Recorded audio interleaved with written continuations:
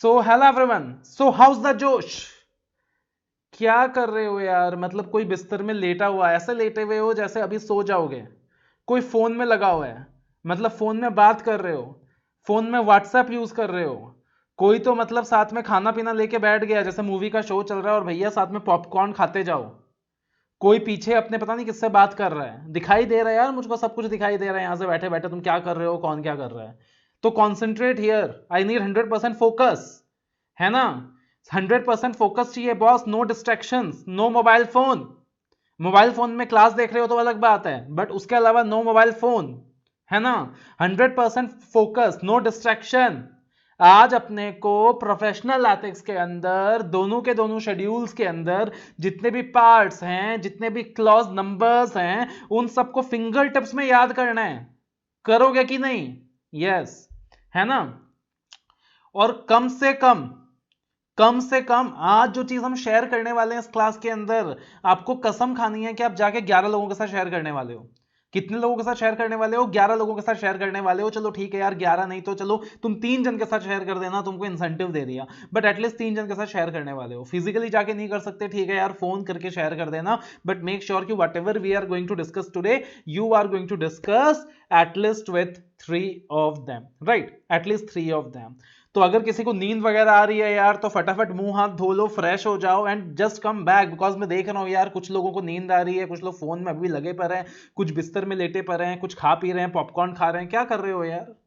when you have come to see this video yaar, just come with 100% dedication, come with 100% motivation. Today I have to learn this schedule number, I have to learn this part numbers, I have to learn this clause numbers, and my josh should be very very high. छोटा सा video है और कम time के अंदर हम लोग schedule numbers, part numbers याद कर लेंगे। साथ में आपको क्या करना है, होमवर्क पूरा कर लेना है, राइट? जो भी होमवर्क क्लास के बाद दूंगा। चलो यार, कंजूसी नहीं चाहिए, फटाफट वीडियो को लाइक कर दो और वीडियो के नीचे अपने कमेंट्स मेंशन करना बिल्कुल मत भूलना कि आपको इस वीडियो से कितना बेनिफिट हुआ है।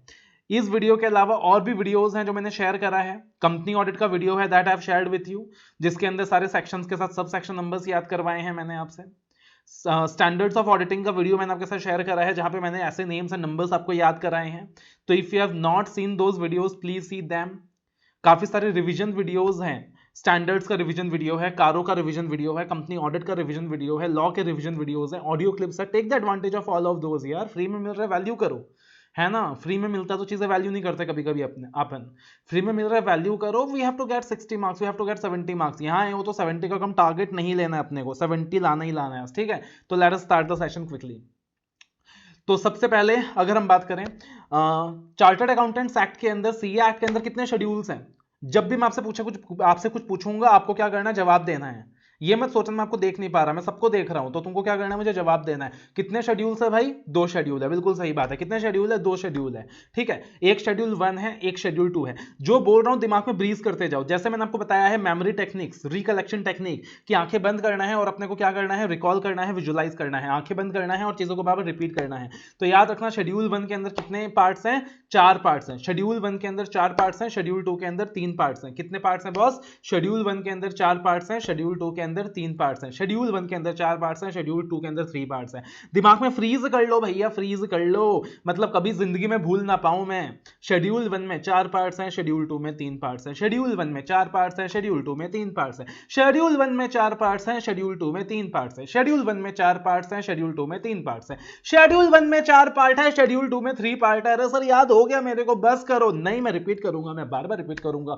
मेरे दिमाग में फ्रीज हो जाना चाहिए, मेरे अंदर की मेमोरी तक फ्रीज हो जाना चाहिए। शेड्यूल 1 के अंदर 4 पार्ट्स हैं, शेड्यूल 2 के अंदर 3 पार्ट्स हैं। शेड्यूल 1 में 4 पार्ट्स हैं, शेड्यूल 2 में 3 पार्ट्स हैं। ठीक है ठीक है ठीक है, याद हो गया सर। अब देखना, याद रखना, जब भी आईसीआई की सभा लगती है तो आईसीआई सबसे पहले भंडारे में सीएन प्रैक्टिस वालों को बुलाता है। किसको बुलाता है? सीएन प्रैक्टिस वालों को बुलाता है। अरे वो सारे लोग जो प्रैक्टिस कर रहे हैं, जो सीओपी लेके बैठे हैं, आ जाओ भैया। उसके बाद आईसीआई भंडारे में सीएन सर्विस वालों को बुलाता है। फिर जनरल भंडारा लगता है, सबको बुलाया जाता है, ठीक है। फिर जनरल भंडारा लगता है, फिर सबको बुलाया जाता है। तो ये चीज हमेशा याद रखना, सबसे पहले भंडारे में प्रैक्टिस वालों को बुलाया जाता है, फिर सर्विस वालों को बुलाया जाता है, फिर जनरल भंडारा लगता है, फिर सबको बुलाया जाता है, ठीक है। एक ये चीज याद रखना। दूसरी चीज याद रखना बेटा कि 2 तरीके का मिसकंडक्ट होता है। एक प्रोफेशनल मिसकंडक्ट होता है, एक अदर मिसकंडक्ट होता है। प्रोफेशनल मिसकंडक्ट वो मतलब जो आप प्रोफेशन में करते हो, और अदर मिसकंडक्ट वो मतलब जो आप प्रोफेशन के अलावा पर्सनल लाइफ में करते हो। As a chartered accountant, you are expected to exercise the highest standards of integrity even in your personal life. अगर आप अपने पर्सनल लाइफ में भी कुछ गलत करोगे तो अल्टीमेटली बदनामी किसकी हो रही है? इंस्टीट्यूट की हो रही है. बीइंग ए चार्टर्ड अकाउंटेंट, कल को किसी पब में आपने हंगामा कर दिया, तोड़फोड़ कर दिया, क्या बदनामी होगी? अरे यार वो एक सीए आया था, उसने पब के अंदर क्या कर दिया? हंगामा कर दिया, मारतोड़ कर दिया. तो वहां भी बदनामी किसकी हो रही है सर? इंस्टीट्यूट की हो रही है. तो दो तरीके का मिसकंडक्ट होता है, एक प्रोफेशनल मिसकंडक्ट होता है, एक अदर मिसकंडक्ट होता है. अब आप एक चीज याद रख लेना, दो शेड्यूल्स थे, शेड्यूल 1 था, शेड्यूल 2 था. शेड्यूल 1 में 4 पार्ट्स हैं, शेड्यूल 2 में 3 पार्ट्स हैं.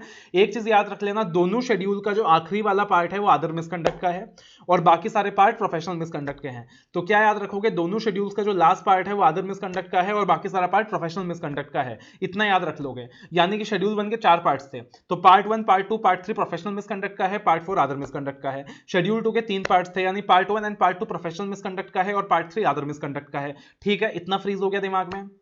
ओके फिर मैंने आपको क्या बताया था? सबसे पहले भंडारे में किसको बुलाया जाता है? सीएन प्रैक्टिस वालों को बुलाया जाता है, फिर सीएन सर्विस वालों को बुलाया जाता है, फिर जनरली सबको बुलाया जाता है और फिर जनरल. यानी शेड्यूल 1 के अंदर अगर पार्ट 1 की बात करें वो किसके लिए है? सीएन प्रैक्टिस के लिए है. पार्ट 2 किसके लिए है? सीएन सर्विस के लिए है. पार्ट 3 जनरली सबके लिए है और पार्ट 4 अदर मिसकंडक्ट. क्या बताया था मैंने? शेड्यूल 1 में 4 पार्ट्स हैं, शेड्यूल 2 में 3 पार्ट्स हैं, राइट. और साथ ही साथ जो आखिरी पार्ट है दोनों शेड्यूल का वो अदर मिसकंडक्ट है. मतलब शेड्यूल 1 का part 1, part 2, part 3 professional misconduct है और पार्ट 4 अदर मिसकंडक्ट है. शेड्यूल 2 का part 1 and part 2 professional misconduct है, पार्ट 3 अदर मिसकंडक्ट है. ठीक है. और भंडारे में सबसे पहले सीएन प्रैक्टिस, फिर सीएन सर्विस, फिर जनरल. तो यानी कि शेड्यूल 1 का पार्ट 1 सीएन प्रैक्टिस के लिए है, पार्ट 2 सीएन सर्विस के लिए है, पार्ट 3 सबके लिए जनरली है और पार्ट 4 अदर मिसकंडक्ट है. तो देखना, schedules to the chartered accountants act. Part 1 it is for professional misconduct of members in practice, professional misconduct, और इसके अंदर 12 क्लॉजेज हैं. पार्ट 2 पार्ट भी 2 है, क्लॉजेस भी 2 है, पार्ट भी 2 है, क्लॉजेस भी 2 है, पार्ट भी 2 है, क्लॉजेस भी 2 है. तो part 2 professional misconduct for members in service, again it's professional misconduct, number of clauses is 2. Part 3 generally सारे सीएस के लिए प्रोफेशनल मिसकंडक्ट, पार्ट भी 3 है, क्लॉजेस भी 3 है, पार्ट भी 3 है, क्लॉजेस भी 3 है. और पार्ट 4 अदर मिसकंडक्ट एंड यहां पे 2 क्लॉजेस है. पार्ट 4 अदर मिसकंडक्ट, यहां पे 2 क्लॉजेस है. तो कुल मिलाकर कितना हो गया? 12 + 2 + 3 + 2 19 क्लॉजेस हो गए. अगर शेड्यूल 2 की बात करें तो पार्ट 1 किसके लिए है? सीएन प्रैक्टिस के लिए है, प्रोफेशनल मिसकंडक्ट है, इसके अंदर 10 क्लॉजेस है. पार्ट 2 किसके लिए है? सीएन जनरल के लिए है, प्रोफेशनल मिसकंडक्ट है, इसके अंदर 4 क्लॉजेस हैं. मतलब यहां पे पार्ट 2 और क्लॉजेस 4. शेड्यूल क्या था? 2 था. शेड्यूल क्या है? 2 है. और शेड्यूल 2 का पार्ट 2 में क्लॉजेस कितने हैं? 4 है. तो देखो, शेड्यूल 2 क्लॉज 2 2 × 2 4, शेड्यूल 2 क्लॉज 2 2 × 2 4. तो यहां पे क्या है? नंबर ऑफ क्लॉजेस 4 हैं. और पार्ट 3 क्या हो गया? Other misconduct and number of clauses only 1. यानी कुल मिलाकर यहां पे 15 क्लॉजेस हो गए सर. और टोटल मिलाकर अपना दोनों शेड्यूल्स में कितने क्लॉजेस हो गए?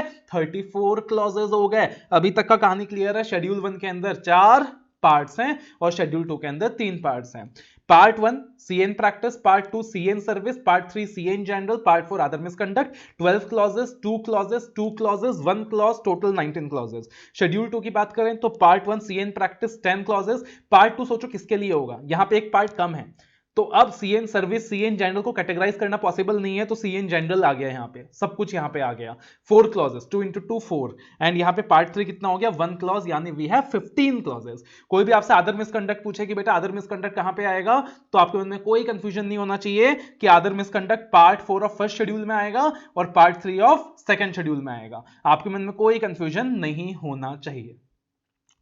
Now coming to the clause numbers. सबसे पहले पार्ट 1 फर्स्ट शेड्यूल. कितने क्लॉज है सर? 12 क्लॉज है. क्लॉज 1 क्लॉज 12 एक साथ याद करोगे. क्लॉज 1 क्लॉज 12 एक साथ याद करोगे. क्लॉज 1 क्या है?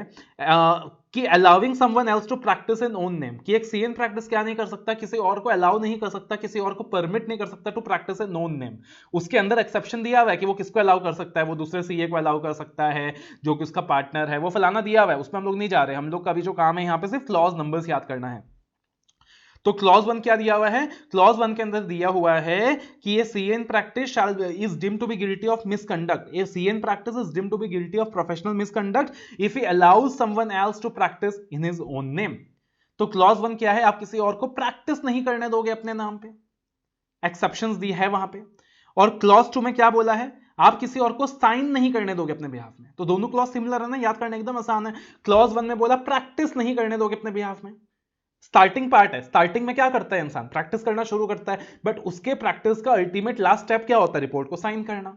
तो क्लॉज 1 में बोला प्रैक्टिस नहीं करने दोगे किसी और को अपने नाम पे, और क्लॉज 12 में बोला कि साइन नहीं करने दोगे फाइनेंशियल स्टेटमेंट्स किसी और को अपने नाम पे। क्लॉज 1 में बोला कि प्रैक्टिस नहीं करने दोगे किसी और को अपने नाम पे, और क्लॉज 12 में बोला साइन नहीं करने दोगे किसी और को अपने नाम पे। क्लॉज 1 में बोला प्रैक्टिस नहीं करने देंगे किसी और को अपने नाम पे, और क्लॉज 12 में बोला साइन नहीं करने देंगे किसी और को अपने नाम पे। स्टार्टिंग कहां से होती है, प्रैक्टिस से होती है, और लास्ट में साइनिंग पे खत्म होती है चीजें। क्लियर है?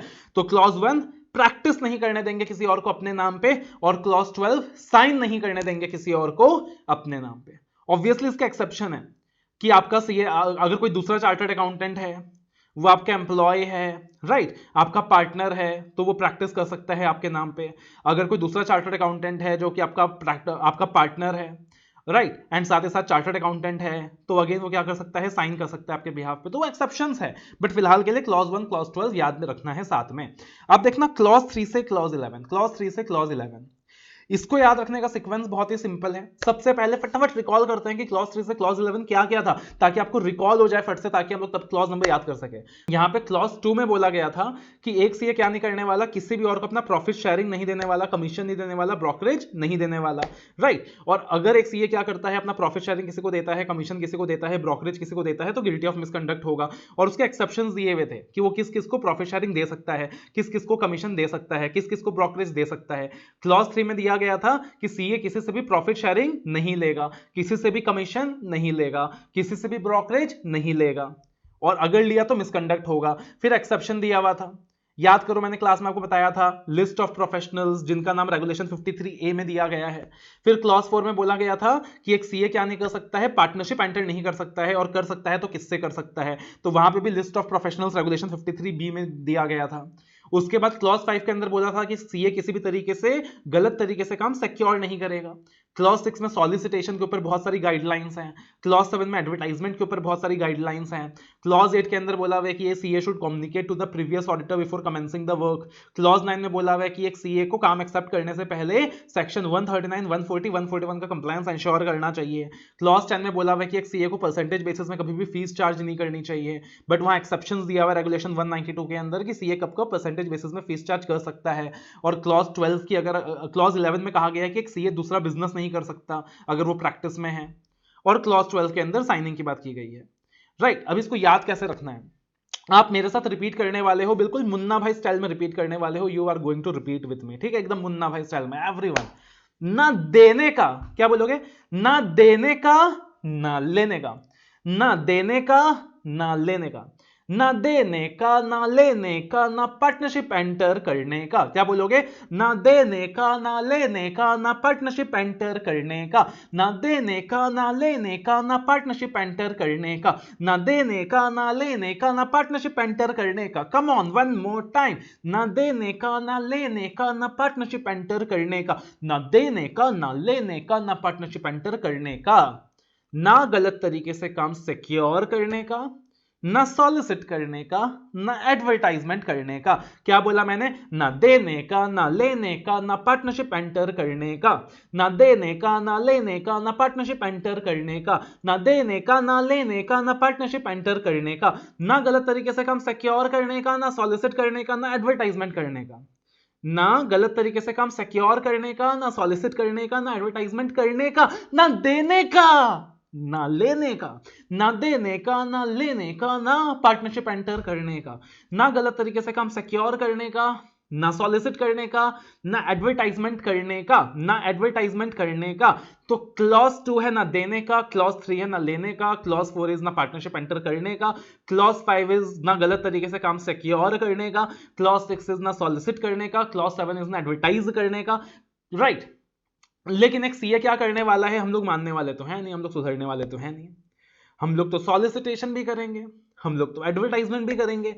फिर इंस्टीट्यूट कह रहा है कि जब तुमको काम मिल जाएगा ना, जब तुमको काम मिल जाएगा ना, तो have some professional courtesy previous auditor को कम्युनिकेट करने का। तो प्रीवियस ऑडिटर को कम्युनिकेट करने का, क्या करने का, प्रीवियस ऑडिटर को कम्युनिकेट करने का। तुम पूछ रहे हो ऐसे ऐसे कम्युनिकेट करके क्या करने का, सेक्शन 139, 140, 141 का कंप्लायंस इंश्योर करने का। तो ना देने का ना लेने का, ना पार्टनरशिप एंटर करने का, राइट। ना गलत तरीके से काम सिक्योर करने का, ना सॉलिसिट करने का, ना एडवर्टाइजमेंट करने का, पुराने ऑडिटर को कम्युनिकेट करने का और कम्युनिकेट करके 139, 140, 141 का कंप्लायंस इंश्योर करने का।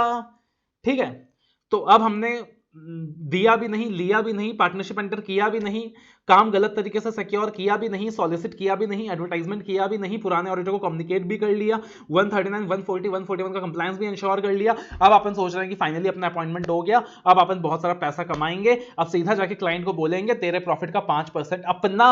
तो इंस्टीट्यूट क्या कहता है आकर? इंस्टीट्यूट कहता है परसेंटेज बेसिस में फीस चार्ज नहीं करने का। क्या कहता है इंस्टीट्यूट? परसेंटेज बेसिस में फीस चार्ज नहीं करने का। मेरा दिल टूट गया। राइट, कहते हैं ना वो शीशा हो या दिल हो, टूट जाता है, टूट जाता है। मेरा दिल टूट चुका है। अब मैं सोच रहा हूं कोई बात नहीं, इंस्टीट्यूट मुझे परसेंटेज बेसिस में फीस चार्ज करने से मना कर रहा है, कोई बात नहीं, मैं दूसरा बिजनेस करूंगा साथ में, मैं प्रैक्टिस भी करूंगा, मैं दूसरा बिजनेस भी करूंगा, प्रैक्टिस भी करूंगा, दूसरा बिजनेस भी करूंगा, पैसा कमाऊंगा, उस फलाने कंपनी में डायरेक्टर बन जाऊंगा। फिर से इंस्टीट्यूट आता है और कहता है दूसरा बिजनेस नहीं करने का। तो ना देने का, ना लेने का, ना पार्टनरशिप एंटर करने का, कम ऑन, ना देने का, ना लेने का, ना पार्टनरशिप एंटर करने का, ना गलत तरीके से काम सिक्योर करने का, ना सॉलिसिट करने का, ना एडवर्टाइजमेंट करने का, पुराने ऑडिटर को कम्युनिकेट करने का, 139, 140, 141 का कंप्लायंस इंश्योर करने का, परसेंटेज बेसिस में फीस चार्ज नहीं करने का, दूसरा बिजनेस नहीं करने का। कम ऑन, हाउस द जोश? High, it should be very very high. One more time we are going to repeat. अब आंखें बंद करके करेंगे हम। ना देने का, ना लेने का, ना पार्टनरशिप एंटर करने का, ना देने का, ना लेने का, ना पार्टनरशिप एंटर करने का, ना गलत तरीके से काम सिक्योर करने का, ना सॉलिसिट करने का, ना एडवर्टाइजमेंट करने का, पुराने ऑडिटर को कम्युनिकेट करने का, 139, 140, 141 को का कंप्लायंस इंश्योर करने का, परसेंटेज बेसिस में फीस चार्ज नहीं करने का, दूसरा बिजनेस नहीं करने का। Yes yes, I remember, this is how you have to study with passion. Right, तो ना देने का, ना लेने का, ना पार्टनरशिप एंटर करने का, ना देने का, ना लेने का, ना पार्टनरशिप एंटर करने का, ना गलत तरीके से काम सिक्योर करने का, ना सॉलिसिट करने का, ना एडवर्टाइजमेंट करने का, पुराने ऑडिटर को कम्युनिकेट करने का, 139, 140, 141 का कंप्लायंस इंश्योर करने का, परसेंटेज बेसिस में फीस चार्ज नहीं करने का, दूसरा बिजनेस नहीं करने का। तो क्लॉज 2 ना देने का, क्लॉज 3 ना लेने का, क्लॉज 4 ना पार्टनरशिप एंटर करने का, क्लॉज 5 ना गलत तरीके से काम सिक्योर करने का, क्लॉज 6 ना सॉलिसिटेशन करने का, क्लॉज 7 ना एडवर्टाइजमेंट करने का, क्लॉज 8 पुराने ऑडिटर को कम्युनिकेट करने का, क्लॉज 9 सेक्शन 139, 140, 141 का कंप्लायंस इंश्योर करने का, क्लॉज 10 परसेंटेज बेसिस में फीस चार्ज नहीं करने का, क्लॉज 11 दूसरा बिजनेस नहीं करने का, क्लॉज 1 था प्रैक्टिस करने मत दो, क्लॉज 12 था साइन करने मत दो। तो ये मेरा क्या हो गया? पार्ट 1 हो गया। अब पार्ट 2 बहुत सिंपल है, ना देने का ना लेने का। पार्ट 2 में भी क्या है? ना देने का ना लेने का। खाली फर्क क्या है? सीए इन सर्विस के लिए है। मतलब सीए इन सर्विस भी ना किसी को देगा अपने शेयर ऑफ इमोल्यूमेंट में से, ना किसी से लेगा। सीए इन सर्विस भी ना किसी को देगा, ना किसी से लेगा। तो पार्ट 2 में ना देने का ना लेने का, पार्ट 2 में ना देने का ना लेने का। बहुत आसान है। अब पार्ट 3 में आ गए पार्ट 3 में आ गए। अब याद रखना पार्ट 3 में क्या हो रहा है। पार्ट 3 में कह रहा है औकात नहीं भूलने का। क्या कह रहा है? औकात नहीं भूलने का। If you are a ACA don't act as a FCA। If you are a ACA don't act as a FCA। औकात नहीं भूलने का। इंस्टीट्यूट कह रहा है, इंस्टीट्यूट तुमसे इंफॉर्मेशन मांगता है और तुम इंफॉर्मेशन नहीं देते हो इंस्टीट्यूट को। तुम इतने बेशरम हो गए हो, इंस्टीट्यूट तुमसे इंफॉर्मेशन मांग रहा है, तुम इंफॉर्मेशन नहीं दे रहे हो इंस्टीट्यूट को। तो इंस्टीट्यूट तुमको कह रहा है औकात नहीं भूलने का। जो भी इंफॉर्मेशन मांगे चुपचाप दे देने का। और जो राइटअप क्लॉज 6 में भरा था ना, फॉल्स नहीं भरने का, झूठ नहीं भरने का, वरना छोड़ेंगे नहीं। तो पार्ट 3 में इंस्टीट्यूट क्या कह रहा है? औकात नहीं भूलने का, जो भी इंफॉर्मेशन मांगे चुपचाप दे देने का, राइटअप फॉल्स नहीं भरने का। पार्ट 3 में औकात नहीं भूलने का। If you are ACA don't act as a FCA। Clause 1, जो भी इंफॉर्मेशन मांगे चुपचाप दे देने का। The information provided by the institute or the related bodies you have to give. Clause 2, right? And right of false नहीं भरने का। Clause 3 clear है? और अगर तुमने ऐसा किया तो औकात भूल गए, इंफॉर्मेशन नहीं दिया, राइट ऑफ फॉल्स दे दिया, तो पार्ट 4 में, वरना पार्ट 4 में हो जाएगी 6 मंथ्स की जेल। वरना पार्ट 4 में हो जाएगा 6 मंथ्स की जेल। इसीलिए इंस्टीट्यूट को बदनाम नहीं करने का। वरना पार्ट 4 में हो जाएगा 6 मंथ्स की जेल। पापा नाराज हो गए, इंस्टीट्यूट नाराज हो गया तो हो जाएगा 6 मंथ्स की जेल, इसलिए इंस्टीट्यूट को बदनाम नहीं करने का। Don't bring disrepute to the ICAI. मतलब पार्ट 4 का clause 1 other misconduct up to 6 months imprisonment, और clause 2 don't bring disrepute to the ICAI. आप कुछ भी ऐसा करोगे जैसे इंस्टीट्यूट को डिसरेप्यूट आएगा तो you are guilty of misconduct. यानी to summarise the entire thing, schedule 1 part 1 clause 1 किसी और को अलाउ मत करो to practice in the name, clause 12 किसी और को अलाउ मत करो to sign the financial statements in the name. उसके अलावा फ्लो क्या बना पूरा का पूरा एक साथ, कम ऑन लास्ट टाइम। ना देने का ना लेने का, ना देने का ना लेने का, ना पार्टनरशिप एंटर करने का, ना गलत तरीके से काम सिक्योर करने का, ना सॉलिसिटेशन करने का, ना एडवर्टाइजमेंट करने का, है ना, पुराने ऑडिटर को कम्युनिकेट करने का, और साथ ही साथ 139, 140, 141 का कंप्लायंस एंश्योर करने का, परसेंटेज बेसिस में फीस चार्ज नहीं करने का, दूसरा बिजनेस नहीं करने का। मतलब मेरा क्लॉज 2 से 11 हो गया पूरा सीक्वेंस में। फिर पार्ट 2 में ना देने का ना लेने का सीएन सर्विस के लिए, और पार्ट 3 में औकात नहीं भूलने का, जो भी इंफॉर्मेशन मांगे चुपचाप दे देने का, राइट ऑफ फॉल्स नहीं भरने का, वरना पापा पार्ट 4 में इंस्टीट्यूट नाराज हो गया तो 6 महीने तक की जेल, इसलिए इंस्टीट्यूट को बदनाम नहीं करने का। Come on one more time, last time, थकेंगे नहीं, हारेंगे नहीं हम, राइट।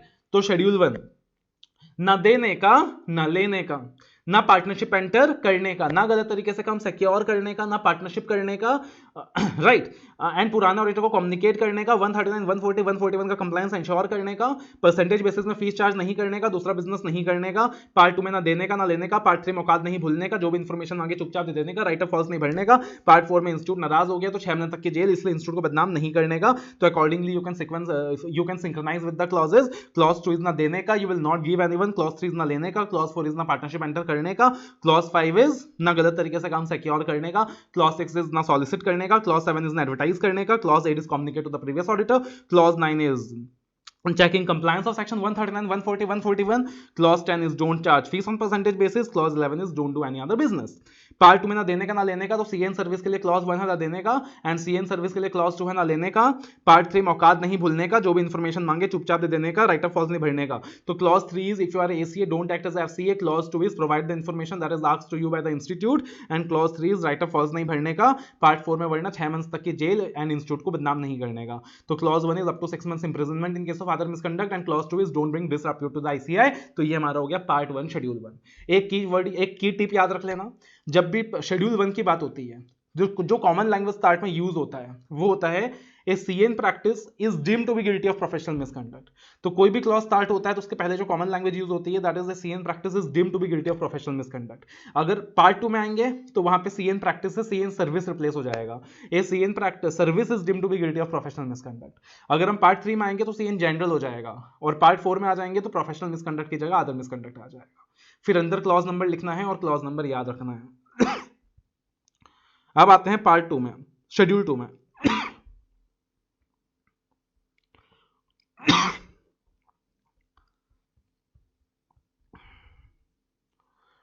तो शेड्यूल 2 की अगर हम बात करें तो part 1, part 2, part 3, right.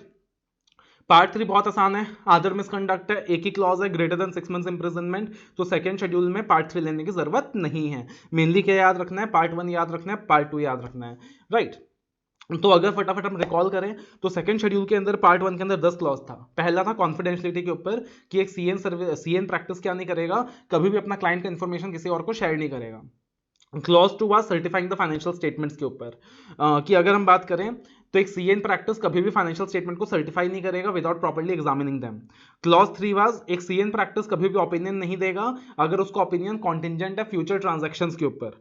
Clause 4 was कि एक सीएन प्रैक्टिस कभी भी ओपिनियन नहीं देगा अगर उसका किसी एंटिटी के ऊपर सब्सटेंशियल इंटरेस्ट है, और सब्सटेंशियल इंटरेस्ट को वहां डिफाइन किया गया है कि 20% voting power.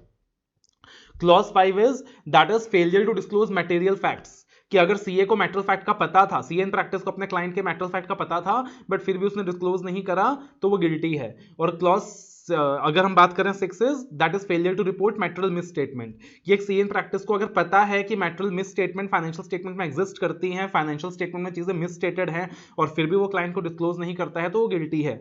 Clause 7 was grossly negligence, कि अगर कभी भी सीए ने ग्रॉसली नेग्लिजेंस के साथ काम किया है या फिर उसने केयरफुली काम नहीं किया है। एंड क्लॉज 8 वाज कि एक सीए इन प्रैक्टिस ने बिना एविडेंस लिए काम किया है। क्लॉज 9 वाज कि स्टैंडर्ड्स वगैरह सीए इन प्रैक्टिस ने कंप्लाई नहीं किया।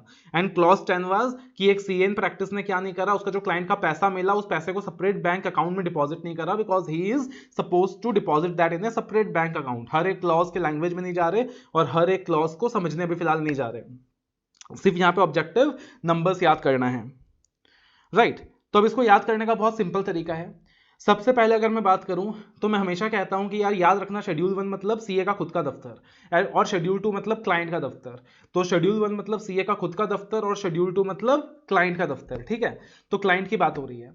अब जब भी आप क्लाइंट के बारे में सोचते हो ना, जब भी आप क्लाइंट के बारे में सोचते हो तो आपको गालियां देने का मन करता है, बताओ करता है कि नहीं, सच्ची सच्ची बताओ, करता है ना क्लाइंट को देखते गाली देने का मन। और सोचो अगर 3 क्लाइंट एक साथ दिख जाए तो क्या बोलोगे, अरे वो देखो 3 सी एक साथ जा रहे हैं। आप पूरा नहीं बोलूंगा भाई, एथिकल नहीं है यहाँ पे, वो भी वीडियो प्लेटफॉर्म के अंदर बोल नहीं सकता। तो क्या बोलते हो, मतलब आपका जो स्लैंग है कि 3 सी एक साथ जा रहे हैं। अब अपनी सोच को यार गलत जगह मत लेके जाओ, सिर्फ याद करने के पर्पस के लिए बता रहा हूं। यानी कि जो शेड्यूल 2 है, जो पार्ट 1 है, ये ट्रिपल सीज की स्टोरी है। किसकी स्टोरी है? ट्रिपल सीज की स्टोरी है। कि अगर आप अपने लाइफ के अंदर 3 सीज को एक साथ देख ले तो आपके दिमाग से रिएक्शन क्या निकलेगा? Triple Cs, oh my God. Specially लड़कियों का रिएक्शन कैसे होगा? सोचो कि अगर वो 3 एक्टर्स को एक साथ देख ले, अरे यार शाहरुख भी एक साथ है, सलमान भी एक साथ है, आमिर भी एक साथ है, ओ माय गॉड, है ना। तो अगर आप 3 से को एक साथ देख लोगे, आपका रिएक्शन क्या होगा? Triple Cs, oh my God. क्या रिएक्शन होगा? Triple Cs, oh my God.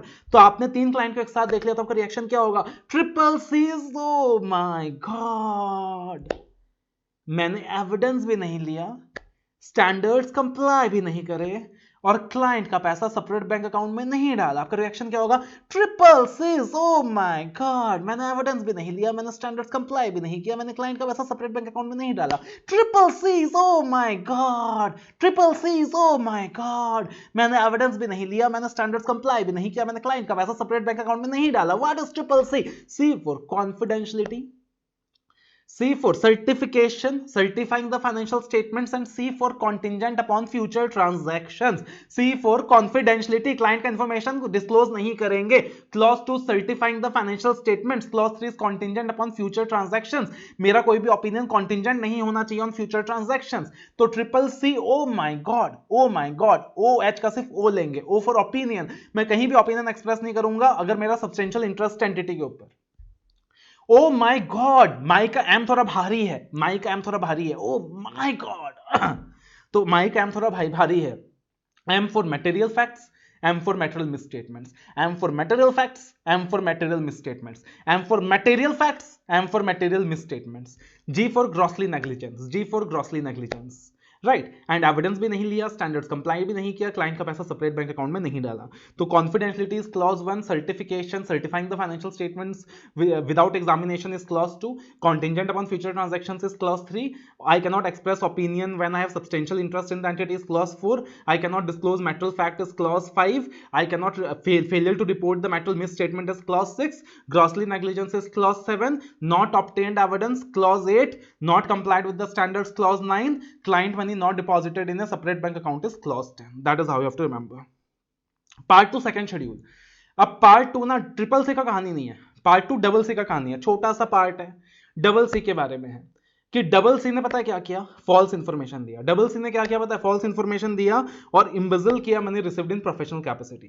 Double C ने क्या किया? फॉल्स इंफॉर्मेशन दिया और इम्बेजल किया money received in professional capacity. Double C ने क्या किया? फॉल्स इंफॉर्मेशन दिया और इम्बेजल किया money received in professional capacity. What is double C? C for contravention of act regulation guidelines, C for contravention of act regulation guidelines, C for confidentiality for CA in service, C for contravention of act regular guidelines and C for confidentiality of CA in service. फिर false information दिया, यानी institute ने information मांगा, false information दिया, that is clause 3। And embezzlement of money received in professional capacity, की जो professional capacity में पैसा मिला था उसको इम्बेजल कर दिया, क्लॉज 4। तो डबल सी ने फॉल्स इंफॉर्मेशन दिया एंड इम्बेजल किया, तो C for contravention of act regulation guideline clause 1, C for confidentiality of CA in service clause 2, C से given false information clause 3, embezzlement of money received in professional capacity clause 4। याद रखो institute ने information मांगा था, आपने information नहीं दिया तो कहां फंसोगे? औकात नहीं भूलने का, जो भी इंफॉर्मेशन मांगे चुपचाप दे देने का, मतलब clause 2 part 3 first schedule. Information मांगा गलत दिया तो कहां फंसोगे, clause 3 part 2 second schedule, right. Confidentiality CA in practice के बारे में है तो clause 1 part 1 second schedule. Confidentiality CA in service के बारे में है तो clause 2 part 2 second schedule, right. Client का पैसा सेपरेट बैंक अकाउंट में नहीं डाला तो clause 10 part 1 second schedule. Client से जो पैसा मिला प्रोफेशनल कैपेसिटी में इम्बेजल कर दिया तो वो क्या हो गया, क्लॉज 4 पार्ट 2 सेकंड शेड्यूल। आदर मिसकंडक्ट करा 6 महीने तक की जेल हुई, part 4 clause 1 part 4 first schedule. आदर मिसकंडक्ट करा 6 महीने से ज्यादा की जेल हुई तो यहां पे clause 1 part 3 second schedule. Clear है। Last tip, one more tip, exam के अंदर कभी भी प्रोफेशनल एथिक्स का क्वेश्चन आता है, देखना हमने क्लॉज नंबर्स का लैंग्वेज गो थ्रू नहीं किया, हर एक क्लॉज के अंदर का कंटेंट नहीं देखा है। आपको चाहिए तो आप मेरा प्रोफेशनल एथिक्स का पूरा रिवीजन वीडियो अवेलेबल है, आप उस रिवीजन वीडियो को देख सकते हैं, राइट। मैंने 50 मिनट के अंदर पूरा प्रोफेशनल एथिक्स रिवाइज कराया हुआ है तो आप उसको देख सकते हैं प्रॉपर रिवीजन के लिए of the inside part two complete this very thing. अभी के लिए हमने सारा क्लॉज नंबर्स याद करने की कोशिश करी है।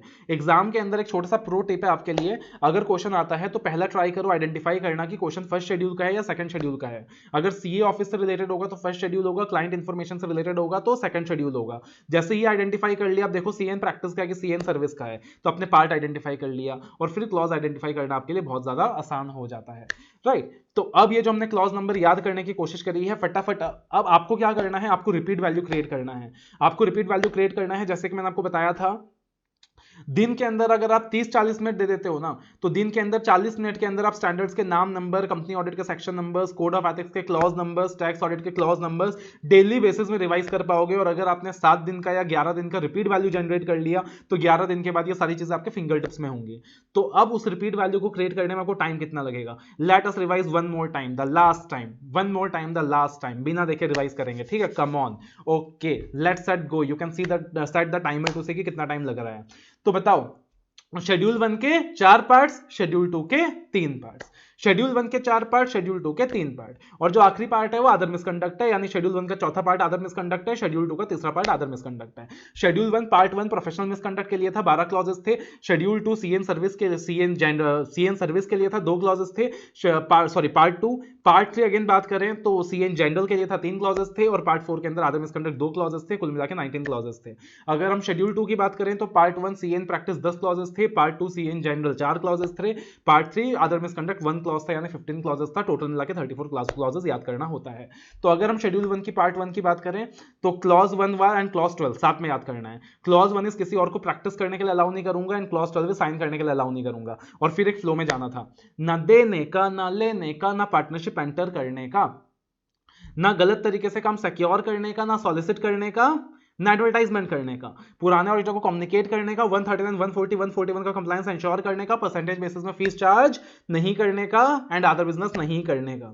एंड पार्ट 2 में ना देने का ना लेने का, पार्ट 3 में औकात नहीं भूलने का, जो भी इंफॉर्मेशन मांगे चुपचाप देने का, राइट ऑफ फॉल्स नहीं भरने का, वरना पार्ट 4 में इंस्टीट्यूट नाराज हो गया तो 6 महीने की जेल, इसलिए इंस्टीट्यूट को बदनाम नहीं करने का। तो ना देने का क्लॉज 2 दे सकते हो किसको, जिनका नाम रेगुलेशन 53A में दिया है। क्लॉज 3 ना लेने का ले सकते हो किससे, जिनका नाम रेगुलेशन 53A में दिया है। क्लॉज 4 ना पार्टनरशिप एंटर करने का, पार्टनरशिप एंटर कर सकते हो किसके साथ, जिनका नाम रेगुलेशन 53B में दिया है। क्लॉज 5 ना गलत तरीके से काम सिक्योर करने का, सिक्योर कर सकते हो किससे, जिनका नाम रेगुलेशन 53A में दिया है। क्लॉज 6 ना सॉलिसिट करने का, सॉलिसिटेशन की ढेर सारी गाइडलाइंस हैं। क्लॉज 7 ना एडवर्टाइजमेंट करने का। क्लॉज 8 इज पुराने ऑडिटर को कम्युनिकेट करने का। क्लॉज 9 इज सेक्शन 139, 140, 141 का कंप्लायंस इंश्योर करने का। क्लॉज 10 इज परसेंटेज बेसिस में फीस चार्ज नहीं करने का, बट उसके एक्सेप्शन है जो रेगुलेशन 192 में दिया हुआ है। क्लॉज 11 अदर बिजनेस नहीं करने का, तो वहां पे specific business and general business का लिस्ट दिया हुआ है रेगुलेशन 190A के अंदर, रेगुलेशन 191 के अंदर। उसके बाद अगर हम बात करें तो पार्ट 2 में ना देने का ना लेने का, ना देने का is clause 1 for CN service, ना लेने का is again clause 2 CN service. उसके बाद पार्ट 3 इज औकात नहीं भूलने का, यानी if you are ACA don't act as a FCA, clause 1 जो भी इंफॉर्मेशन मांगे चुपचाप दे देने का, मतलब आईसीए कुछ इंफॉर्मेशन मांगता है तो दे दो, clause 2 and false information right, and साथ ही साथ राइट ऑफ फॉल्स नहीं बढ़ने का in clause 6, that is is clause 3 and part 4 is again 6 महीने तक की jail up to 6 months imprisonment other misconduct clause 1 and don't bring disrepute to the ICI clause 2.